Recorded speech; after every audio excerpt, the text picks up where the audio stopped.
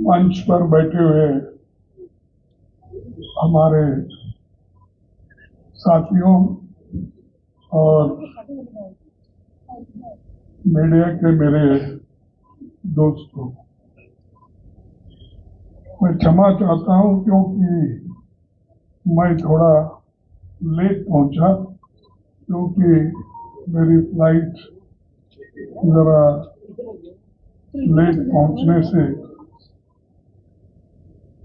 इतनी देरी हो गई और आपको घंटा 1.5 घंटा वेट करना पड़ा। तो आज मैं यहाँ पर जम्मू कश्मीर में अपने पार्टी के विचार रखने के लिए और इस चुनाव में हमारे जो कार्यक्रम हैं उन कार्यक्रमों को किस ढंग से लागू करेंगे, इसका थोड़ा सा मैं इंफॉर्मेशन देना चाहता हूं। और आज बीजेपी जो हमेशा जैसी बातें करती है झूठ बोलने का, तो अभी सिलसिला उसका जारी है। देखिए, हमारे तो 7 गारंटी हमने डिक्लेयर की है। उस 7 गारंटी में आप सबको मालूम होगा कि हमारा सबसे पहला मुद्दा स्टेटहुड का है और जम्मू कश्मीर को स्टेटहुड दिलाने के लिए हमारी पूरी कोशिश रहेगी, हम इसको दिलाएंगे। और दूसरी जो हमारी गारंटी है, अच्छी शहर हमारा हक है और इसके लिए हम 3 सूत्री कार्यक्रम में लगा दिए हैं। हर परिवार को 25 लाख का हेल्थ बीमा हम देंगे। 30 मिनट में सस्ती हेल्थ सर्विस और हर तहसील मोबाइल क्लिनिक, हर जिले में सुपर स्पेशलिटी अस्पताल हमारा टारगेट है। और चौथा, महिला सम्मान हमारा वो भी एक बहुत बड़ा कार्यक्रम है। घर की मुखिया को हर महीने 3,000 रुपए देने का हमारा वायदा है और स्वयं सहायता समूहों को 5 लाख रुपए इंटरेस्ट फ्री लोन हम उन ग्रुप्स को देंगे। चौथा जो है, कश्मीरी पंडितों का एक जो हक है और जिसको मनमोहन सिंह जी ने एक योजना तैयार की थी, उसको हम वो रिहैबिलिटेशन का प्रोग्राम हम लागू करेंगे और वो दिला के रहेंगे।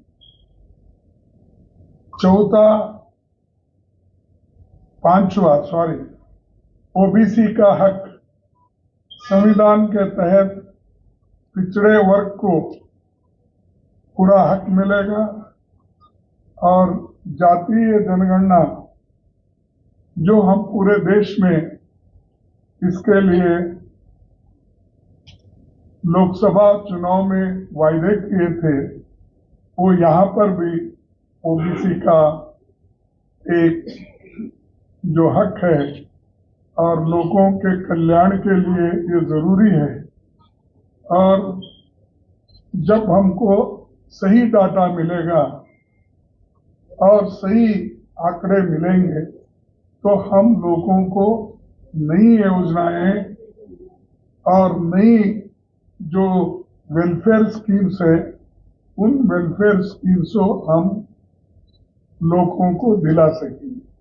यही मकसद है, इसमें कोई द्विधा नहीं है। कोई चंद लोग अफवाह उठाते हैं कि ये लोग जाति के नाम पे देश तोड़ना चाहते हैं, उसके नाम पे तोड़ना चाहते हैं और एक झूठ बोलते फिरते। ये बीजेपी के लोग प्रचार बहुत करते हैं ऐसा, और खास करके इसमें सबसे ऐसा प्रचार करने में हमारे होम मिनिस्टर बहुत मशहूर है। बोलते तो पहले बहुत बड़ी बड़ी बातें, बाद में बोलते नहीं ये इलेक्शन के जुमले थे, हमने बोल दिया। तो हमारे जुमले नहीं, हम सही ढंग से इसको लागू करने का एक हमारा मुद्दा है और हमारा फर्म डिसीजन है। इसीलिए ये जो ओबीसी का जो हक है उनको देने के लिए हम लोग तैयार हैं। और छठा हमारा नौकरी हमारा हक। देखिए ये 1 लाख नौकरी खाली है, तो 1 लाख नौकरी हम इमीडिएटली इसको देंगे, नोटिफाई करेंगे और लोगों को ये भरोसा दिलाएंगे कि हम आने के बाद काम करने वाले हैं, हम कहेंगे। और इसके अलावा भी जो नौकरियां आगे तैयार करना है उसके लिए भी हम पूरी कोशिश करेंगे। लेकिन बीजेपी का कहना है कि हम 5 लाख नौकरियां नहीं देंगे। अरे भाई 5 लाख नौकरियां अब बोल रहे देंगे, आप तो 5 साल से आपकी गवर्नमेंट है, 10 साल से आपकी गवर्नमेंट है और यहां पर भी लेफ्टिनेंट गवर्नर एक चीफ मिनिस्टर से भी ज्यादा है। तो क्या क्यों नहीं हुआ फिर? जब हुकूमत आपके पास है, जब पूरे पावर्स आपके पास है, तो आप करें क्यों नहीं? अब चुनाव में अब बोल रहे हैं, क्या लोग इसको भरोसा करेंगे? यहां के युवा भरोसा करेंगे? और ऐसी झूठ बोलने की आवश्यकता क्या थी? आप करने वाले हैं तो ये पहले ही कर सकते थे। क्या चुनाव के लिए रखे थे क्या ये आंकड़ा 5 लाख देने का है? तो ये हमारे जो लोग यहाँ पर हुकूमत कर रहे हैं वो हमेशा झूठे वायदे करते हैं। जैसा कि एक एक इलेक्शन में 2-2, 3-3 झूठ बोल के वो आए। कभी 15 लाख का काले धन का झूठ बोला, कभी 2 करोड़ नौकरियां देने का झूठ बोला। अब ये 5 लाख का जो बोल रहे वो वैसा ही एक जुमला और झूठ है। और हमारी नौकरी हम इसलिए कर रहे हैं कि 65% वैकेंसीज जम्मू कश्मीर में है। वो वैकेंसी हम भरेंगे। उसके अलावा जहां जहां खाली वैकेंसीज होते हैं वो भी हम भर के दिखाएं। और बेरोजगारी यहाँ इतनी है, 35% बेरोजगारी जम्मू कश्मीर में है। क्यों इधर ध्यान उनका नहीं भटका? आज जो बात पर बोल रहे थे, आपको तो काफी समय था, आपने तो लेफ्टिनेंट गवर्नर को इतने पावर्स दिए हैं, शायद वो इतने पावर जमा कर इकट्ठा करके उनके हाथ में दिए हैं, फिर आप ये 1 महीने में कर सकते थे सारी चीजें, आपने नहीं किया। और हम ये जरूर करके दिखाएंगे। हमारा अनाज हमारा हक है, ये 7वीं गारंटी। आपको मालूम है कि जो सोनिया गांधी जी ने फूड सिक्योरिटी एक्ट कानून लाया, ये इसीलिए लाया गरीबों के पेट भरने के लिए। जो मजदूर है, जो भूखे लोग हैं, जो भूख से तड़पते हैं बच्चे, इनको खाना, एक पेट भर खाना देने के लिए उन्होंने ये फूड सिक्योरिटी एक्ट लाया था। और यहाँ पर 11 केजी राइस दे रहे थे। हाँ, ठीक है ना? 11 केजी अनाज, बोलो, राइस, ये सब दे रहे थे। उसको कट करके इन्होंने 5 केजी किया। हाँ, 5 केजी।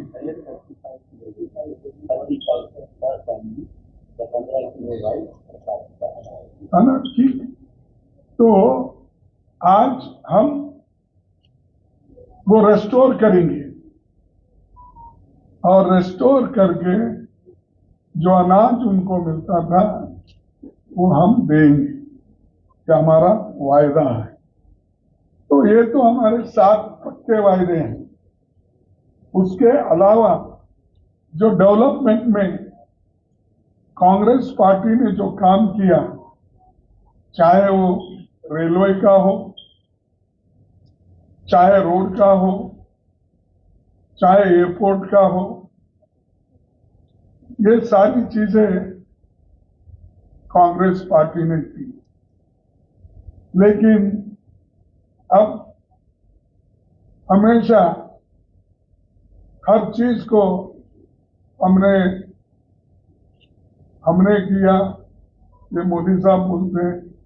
उसके अलावा उन्होंने ये भी बोलते हैं शांति समृद्धि सब हमारे वक्त आया है, और बाकी का फिर भी आपका जो क्लेम है बहुत शांति का, दूसरे जगह फिर घटनाएं क्यों हो रही?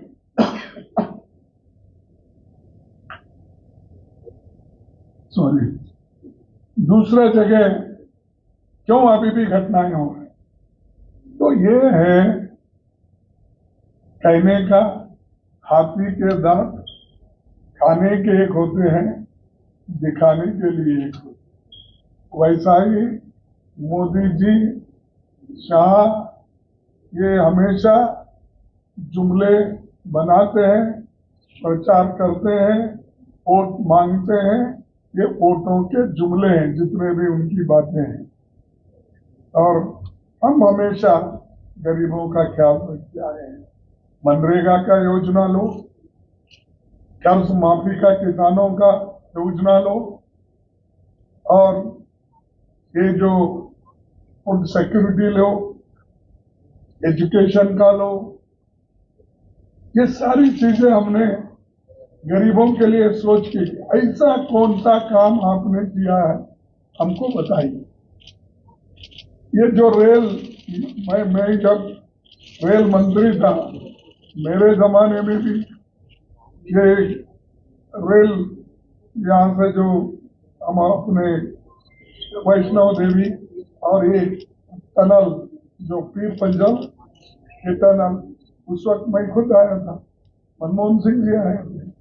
बहुत से चीजें हमने बनाई लेकिन कभी ये नहीं बोला अगर ये कोई किया है, मनमोहन ने किया है, सोनिया गांधी जी ने किया, ऐसा बोलते नहीं फिरते कि मोदी जी हमेशा अगर किसी ने किया तो मोदी ने किया, शाह बोलते हैं तो किसी ने किया, मोदी ने किया।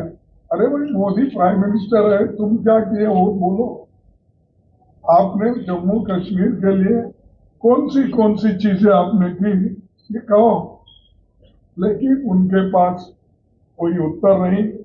आज वो सिर्फ प्रचार में लगे हुए हैं और स्मार्ट सिटी बनाने का भी उनका वायदा था, और वो जहां का वहीं वो भी रुक गया है। और आज वो स्मार्ट सिटी भी आगे नहीं बढ़ रही। और इसके अलावा जो उनके पास कोई एक एजेंडा नहीं है, और हमेशा बीजेपी और आरएसएस ये कहते रहते हैं कि हमारे लीडरों का जबान काटने की बात करते,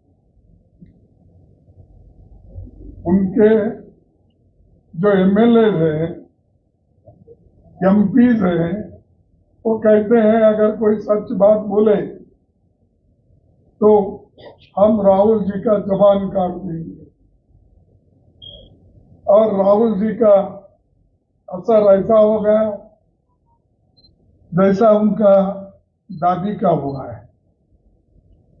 और ऐसी भड़काऊ बात करने वाले कौन है? बीजेपी और आरएसएस, उनके एमपी, उनके एमएलए। क्यों मोदी उनको बंद नहीं कर रहे? क्यों एक्शन नहीं ले रहे? क्योंकि वो आरएसएस भी डरते हैं, एमएलए से भी डरते हैं, उनके एमपी से भी डरते हैं, या नहीं तो वो प्रोत्साहित करते हैं, चलो मैं ऐसा ही बोलता हूं, आप बोलते जाओ, गालियां देते जाओ। ये उन्होंने हर तरफ एनकरेज करते जा रहे हैं। और यहां तक भी राहुल जी को आतंकवादी बोला, यानी राहुल की जबान काटने के बाद, राहुल जी को आतंकवादी बोलने की बात, और राहुल जी को देशद्रोही बोलने की बात, ये सब कौन कर रहे हैं? बीजेपी। भड़काने की बात कर रहे हैं। तो अगर कोई डराने की बात करता है, कांग्रेस पार्टी डरेगी नहीं। और ऐसे जो डराने की बात करने वाले हैं, ये तो आजादी के वक्त भी डर के घर में बैठे थे। देश के लिए लड़े हमारे लोग, कांग्रेस के लोग, मरे कांग्रेस के लोग। और गांधी फैमिली में इतने लोग अपनी कुर्बानी दिए, आपके पास कोई है ऐसा देश के लिए? एक कुर्बानी देकर बहुत बहादुरी देश के लिए दिखाया। क्या महात्मा गांधी जी राष्ट्रपिता, उन्होंने जान दी देश के एकता के लिए, देश की अखंडता के लिए, देश के भलाई के लिए। इंदिरा गांधी जी ने अपनी जान दी देश में एक ही रहना, ये उनका ये था। फिर उसके बाद राजीव गांधी जी ने अपनी जान दी। अरे इतने लोग कुर्बान करने वाले कांग्रेस में हैं, अभी भी फिर उनके खानदान को बार बार ये कहते हैं इसकी जीभ काटो, ये टेररिस्ट है, फलाना है।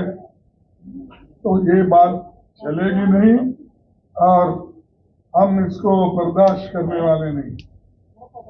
हम हर जगह इसके खिलाफ एजिटेशन करेंगे, लोगों को बताएंगे कितनी गंदी दिमाग इनकी है, कितना ये इनके पास कैसा एक दुश्मनी की और एक विश्वभरित उनकी सोच है। तो इसलिए भाइयों, इन लोगों को तो हटाना जरूरी है और हमारे जम्मू कश्मीर को भी बचाना ये हमारे लिए सबसे बड़ा है। और हम जब आएंगे तो ये जो 10-10 घंटे बिजली जा रही, इसके बारे में जरूर हम उनकी मुश्किलात को दूर करेंगे। युवाओं का जो युवा पीढ़ी की मुश्किलात है उसको दूर करेंगे। और जम्मू कश्मीर ये हमेशा पहले ये रहता था कि तब 6 महीने या 4 महीने यहाँ पर दरबार चलता था।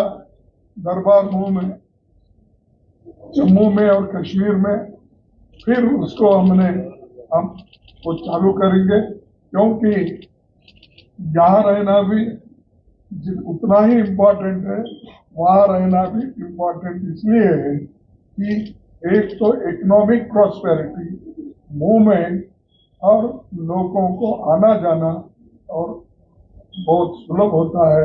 इसीलिए ये काम भी हम कर रहे हैं, करेंगे और इस सब को बहुत बड़ा हम तो हमारा मैनिफेस्टो तो ऑलरेडी रिलीज है, तो उसका कॉपी बाद में बाकी जैसा है।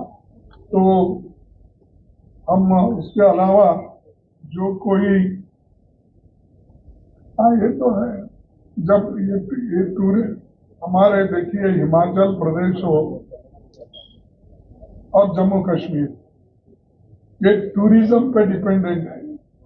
और जब टूरिज्म पे डिपेंडेंट है तो इसके लिए वातावरण बनाकर इसको टूरिज्म को हम डेवलप करेंगे, ये वादा हमारा है। और इसके लिए हम पहले से भी कोशिश करते आए हैं, आज भी करेंगे, कल भी करेंगे, क्योंकि यहाँ के लोगों के जीवन जो उनका इनकम है इस पर ही डिपेंडेंट है। तो इसलिए दोस्तों, मैं आपके सामने चंद बातें रखने के लिए आया था। ये बातें मैं आपके सामने रख दिया हूँ, तो आप इसको ठीक ढंग से, जो हमारी कांग्रेस और एनसीपी गवर्नमेंट है आने वाली है, इसको हम मजबूती से काम करेंगे।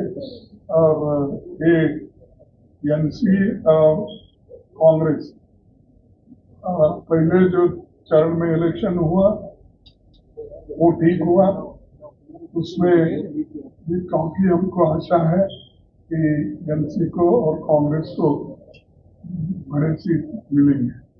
और उसी के साथ ही अब जो चलने वाले सेकेंड थर्ड फेज है उसमें भी हम कामयाब होंगे।